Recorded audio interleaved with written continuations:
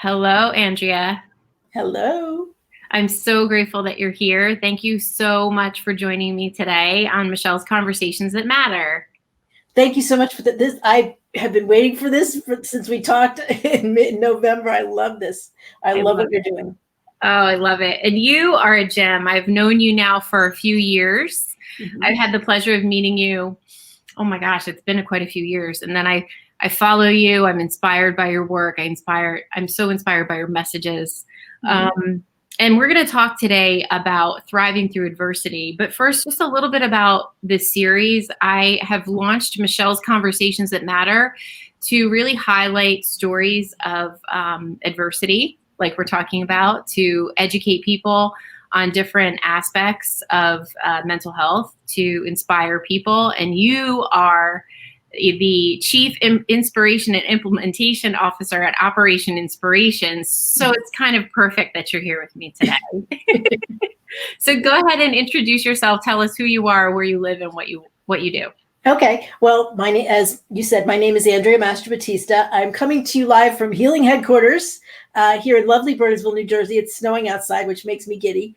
And I am, yes, the Chief Inspiration and Implementation Officer at Operation Inspiration. It's a company that I started in 2005, and I'm an inspirational speaker and workshop facilitator. And what I do is to help people realize that they had the innate ability to become their true selves and to create and live their most fulfilling and inspiring lives. And what I mean by that is we were only each one of us was only created to be ourselves.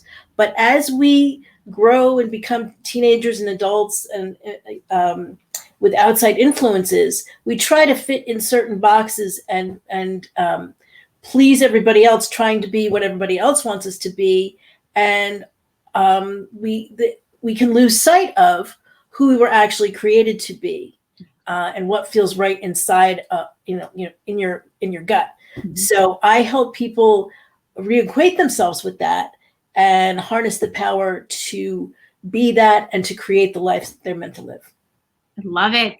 I love it. Now, for those of you who are watching who don't know the lovely Andrea, she's leaning on a pillow, and I would like to invite you to tell everyone your story as to why, what you've struggled with. What is your story, and how is it that you're not sitting at a desk like this, like me?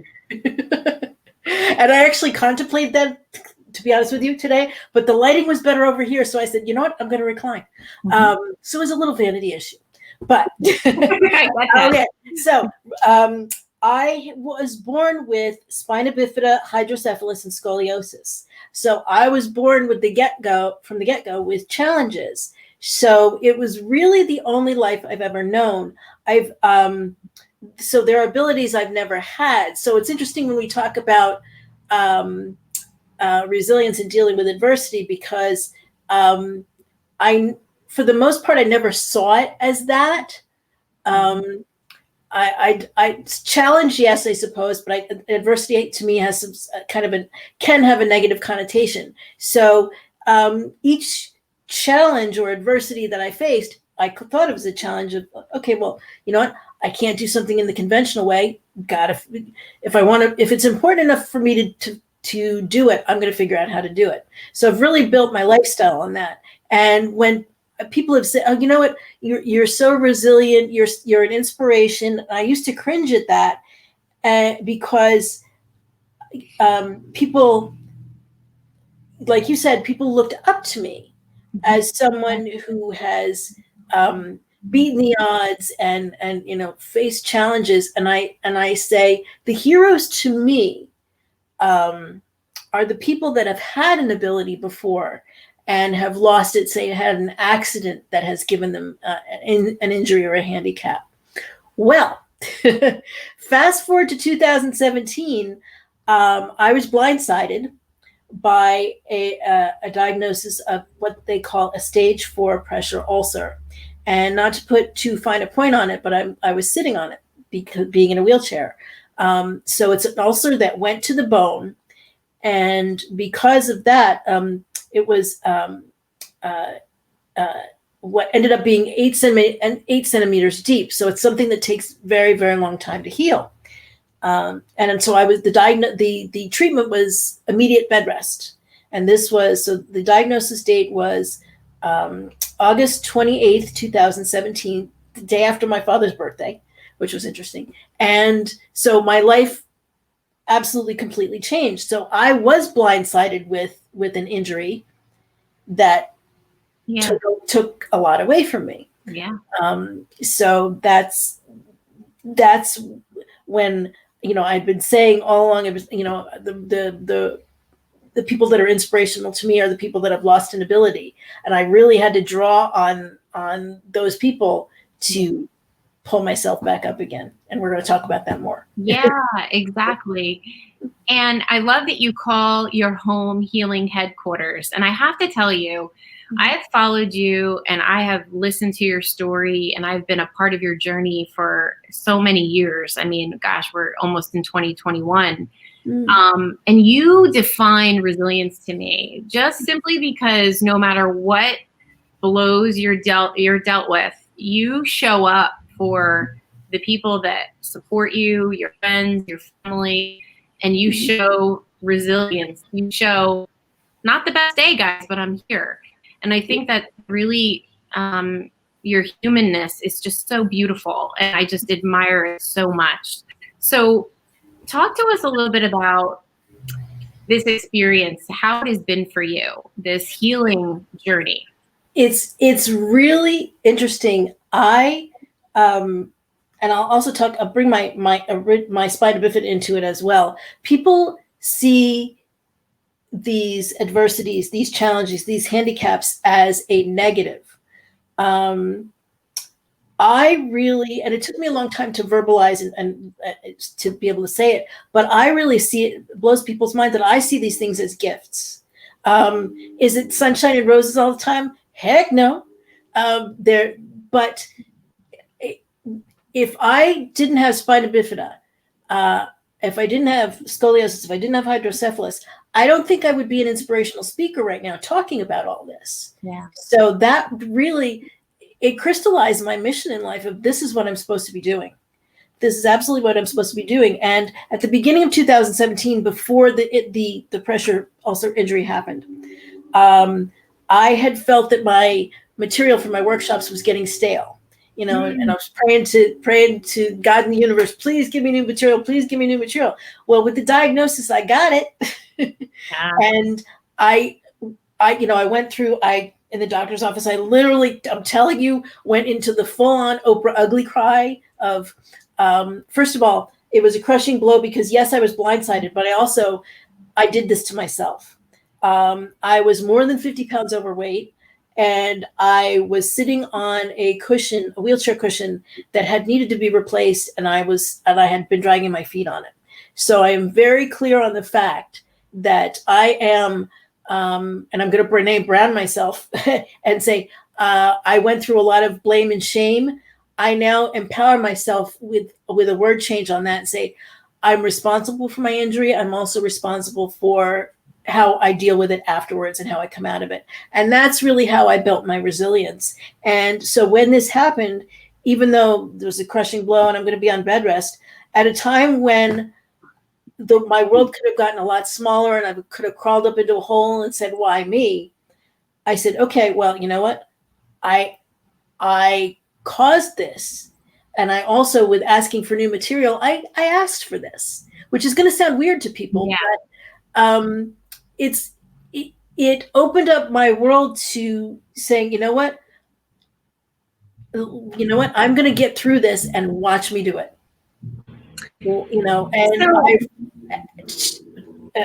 Talking about what you said of watching me on social media, that's why I did it. I said, I'm going to take this as public as I can.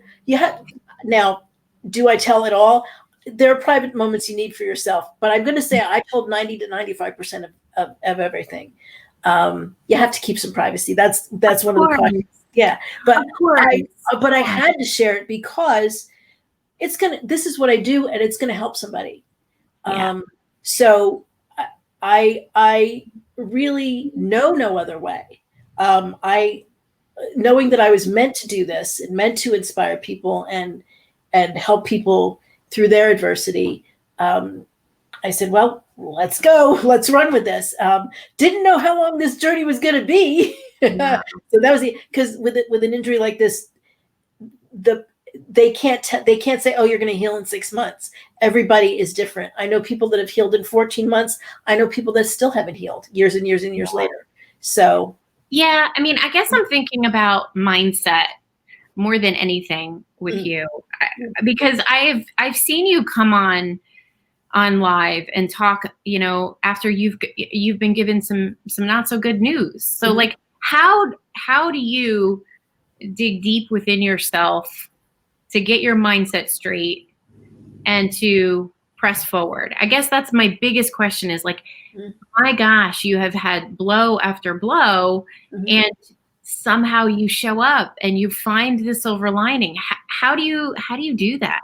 That's why I love talking to you specifically about this, because you have you talk about mental health, and this was a huge mental health issue for me.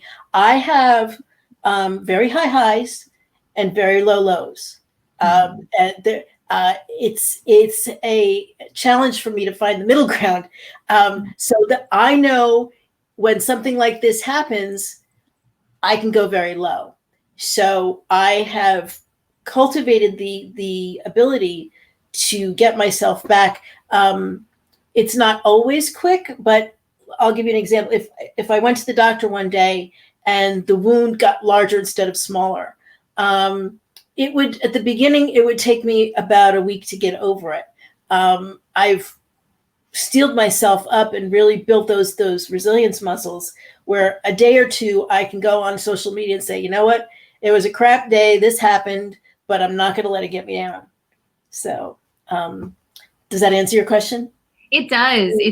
And I appreciate you being so vulnerable and sharing that. But because I think, you have had so much challenge, and other people might be feeling similarly, might have very different challenges, but still can lean into what you're sharing about, sort of finding that and being able to sort of get yourself out of that and prevent yourself from, like you said, going into those very dark spaces. It's powerful. And I just applaud you. I've you with your inner strength, just be able to kind of keep going. What do you want people to know most when it comes to what you're dealing with? What do you want people to know? Really, the message that I said in the beginning, people say, how are you doing this? How are you doing this? Well, even when it doesn't feel like it, we all have that resilience inside of us. There's not one of us that doesn't have it. It's a matter of recognizing it and building it. And for me, it was confronting the situation. A big part of it was acknowledging my part in in this specific healing journey. Not all situations. Some adversity is thrust upon you, but in this specific one, for me, I had to get over the shame and blame. In fact, one of my very close friends, Megan McDowell, is a therapist, and I called her. She was one of the first people I called, knowing that I was going to need help. And she, as soon as she walked into the room and we were alone, everybody else had left. I burst into tears, and she let me have my cry, and she let me get it out. And she said, I expressed all the shame, and she said, you're going to need to get over that. Your shame is not going to help you heal. So no, not that it was going to go on in a second, but that was the moment that I started to heal mentally. Yeah. Because I knew I had to do it. Yeah. It's amazing. And here's a good, so what do I want people to know?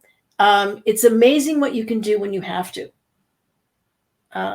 which speaks to, we all have it inside of us. It's there when I wanted to heal. There was no other option for me. Right. I said, I am healing. And that doesn't necessarily mean the wound, because it could come back. Sure. But I'm healing everything about it, and I can heal my, how I feel about it. I can heal myself from the inside. I think it's so important what you have expressed. I think there's a lot of people that are hurting in the world that just keep it in. And what I think so beautiful about that story you just shared with your therapist, I guess it was your therapist, was the freedom to just let it go. Yeah. And that's powerful. And I have that ability too. There are times where I keep stuff inside. We all do. Yeah. I can't talk about this. I can't bother my friends, my family with this. As soon as I get it out in the open, it dissipates the negativity of it, whether it's fear, whether it's shame, whatever. Brene Brown has, and I keep going on Brene because she's awesome. Yeah. She has a wonderful saying of shame, or any negative emotion, cannot stand having a voice put to it. Yeah. It starts to dissipate as soon as you put a voice to it. And that's why I always tell people, find somebody that you trust to share that with. Yes. Because that's when you start to heal. Yes, this is exactly what I promote as well. And people, I think, now with the pandemic, people are struggling, and they're struggling thinking, I'm just going to shoulder through it. I'm going to be okay. I'm just going to keep going. And it's like, you know what? Like, it doesn't have to be that hard. If you found someone you trusted and you could just unload and just share, it could be a friend. It doesn't have to necessarily be a therapist. Yeah. She actually was, she's a lifelong friend. I grew up with her. Yeah. So she didn't, she didn't necessarily become my therapist, but I knew that she had the tools, and I called her for other reasons as well, because she's my friend. Amazing. But she had the tools to help me. So I called the right person. Yeah. And I think there's such value, and what I want people to get when they listen to this is that, like you said, you diffuse it, you take the power away from it when you verbalize it, and it becomes, I always say this, it always becomes far less scarier when you get out of your head and you get it out in there. You can deal with it better. You can acknowledge it and then move along a lot easier than if you try to figure it out in your head. Yeah. And for those, because there might be some people out there, Michelle, that feel like I have nobody to tell. Yeah. I think both of you and I can both say, I'm going to be presumptuous and speak, but there are people you can tell. Absolutely. There really are. It might take a little searching, but there are people that you can tell, and it's worth the search. I can attest to that. So, yeah. Don't go it alone. Do not go it alone. Yeah. Right. I think that's a good message. Yeah. So how do you think your life experience has shaped you? I really take each experience, and we'll stick with the negative ones, but because people can either say, oh God, why did this happen to me? And I've said that, I'm human. Why is this happening to me? Mm-hmm. But then I have to take a look at it and say, why is this happening for me? And what can I learn from it? And how can I grow from it and become a better person? I was not as good an inspirational speaker as I am now. Yeah. The part that I was missing, and it goes into my title that we talked about. I was an inspirational speaker. What was missing from my workshops was the implementation. I was not creating lasting change.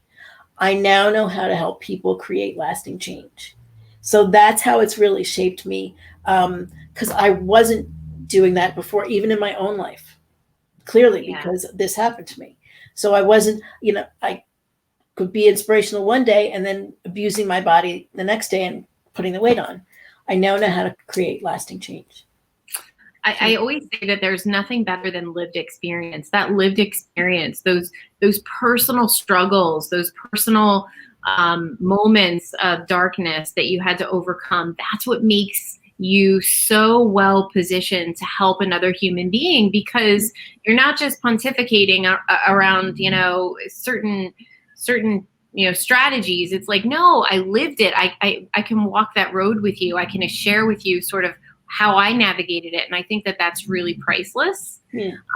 Tell us about your title and your company, Chief Inspiration and Implementation Officer at Operation Inspiration. Okay, well, it's a company that I created in 2005 after having been in corporate America for 15, 16 years. And one of the things I realized, the value of experiences that are tough, I realized that corporate America was not for me, but I learned very valuable lessons from it, that being one of them.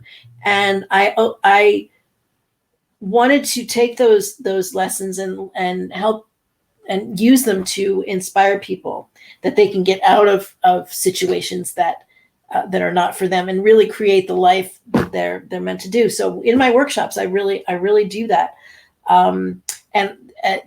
Because we're pivoting now and we're still in quarantine, I'm taking my workshops virtual in 2021. So my very first workshop, which I'm doing the launch in January, is going to be surrounding that whole topic of becoming the true you. So for all the people out there, I want you can follow me on social media and find out all about the workshop and connect with me there. And I can get you, if you connect with me on social media, I'll get you on my email list so that you'll get your own personal emails of inspiration and news about the upcoming workshop. Awesome. Mm-hmm. So I am a very big advocate for inclusion in the workplace, inclusion of people with emotional and mental disabilities, invisible disabilities, and also for physical disabilities. I think we need to be making sure that people can find their home where they're working if they spend so many hours a day there. So I'm all about inclusion. So when it comes to living life with a physical disability, what is it that you want us to know, people who don't experience the challenges that you experience on a day-to-day basis? I think that my message is really for everybody. And in marketing, they tell you to find your niche, but find your niche. But I mean, like I keep saying, everybody has that ability inside of them to get through adversity. You just have to you need to recognize it and use it. Everybody's got it. Nobody was created without it. Right. It's just that some people are more aware. So that's the message I'm going to keep saying until forever. I hope the message transcends my own passing. So, yeah.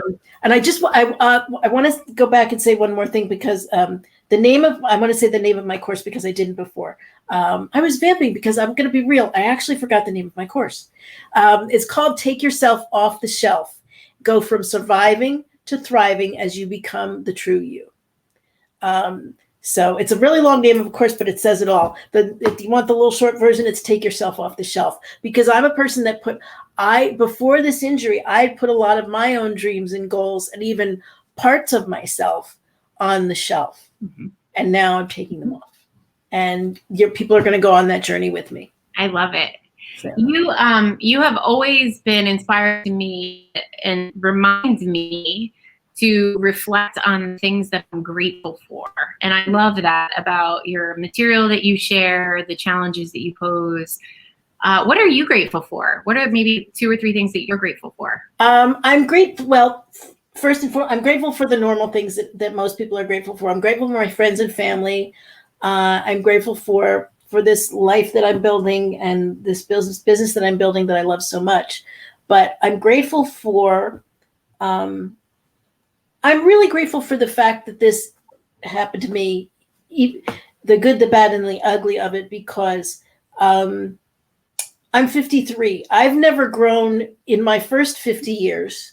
I didn't grow as much as I have in the past 3 years. So adversity if you let it, can really help you grow and become the person that you're meant to be. So I'm really grateful for for all of it, and the fact that I'm able to recognize it and learn from the bad stuff. So beautiful. So well said. And can I say one more thing? Do we have time? I'm grateful for you. And I'm going to tell you why. People don't know. You and I have only met in person once in our lives. And you were involved. I'm not going to remember the name of the group, but you were involved in a really powerful group. And I think this has got to go back to like 2014, 15. And you invited me to be a part of the group, and I wasn't ready. Yeah. And you waited for me until I was ready to become the person I'm meant to be. So watching you do what you do, you have no idea how many people you're helping, and you help me every single day. So I'm grateful for you. Thank you. Thank you. That's moving. And I met you, I'll tell one on myself. I met you through Landmark. I was an introduction leader, and I was leading your introduction to the Landmark Forum as an introduction leader. And that's when I met you. And I wanted you so badly to do the Landmark Forum. I remember that well. And you weren't ready. And it was perfect. It was perfect. And we've maintained our friendship ever since. And I'm just so grateful to have known you, to have met you through that experience. It's amazing how we meet people in this world is truly magical. I believe that in my heart. Yeah. So any other words? Go ahead. Once this whole pandemic is over, I want us to get together, and I just want to hug on you. Yeah. I do too, my dear. So as we start to wrap up, what other words of wisdom might you have to offer to people thinking about where they might be? It's the holidays. We're dealing with a pandemic. There's a lot of things that are challenging. I'm hearing a lot of people, we're still in quarantine and like getting really down about it. And I can't do stuff when I'm in quarantine. Don't focus on what you can do or can't do. I messed that up. Don't focus on what you can't do. Yeah. Focus on what you can do. Yeah. Because there's plenty that you can do. Right. There's and you don't have to do it all at once. Just do whatever's in front, whatever you think of, whatever's in front of you, do that. And then it's amazing how your confidence will build. Oh, I can do the next thing. And I can do the next thing. That's how I built a business, because building a business can be overwhelming. So, and that's how I'm launching this course. I'm really overwhelmed right now with launching this course, and I'm freaking out because I'm launching in January. So I'm just doing so I'm going along in the same journey that you guys are going. I'm teaching the stuff that I'm still learning. I'm on the journey with you, and I'm here to help you. And whatever it is that you've put aside through this pandemic, let me help you start it, because we can do this journey together. I love it. I love it. And as they say, you don't have to see the whole staircase to take the first step. Just take the first step. Exactly. Amazing. I'm so grateful that you were here with me today, my dear. You are wonderful. You're so good at this. You kept this to a half an hour.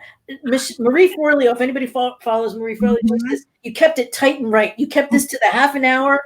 That was you're wait awesome. Till I launch my podcast, I'm going to follow your example. Thank you. All right. We'll stay in touch. I will post this as well. And I look forward to staying, following you and continuing to get inspiration from your story. And if there's anything I can do for you, always reach out to me. I would love to. And whenever you're ready let's do a follow-up. Yay. I would love that. Absolutely. All right, my dear. Have a good rest of the day. Bye-bye.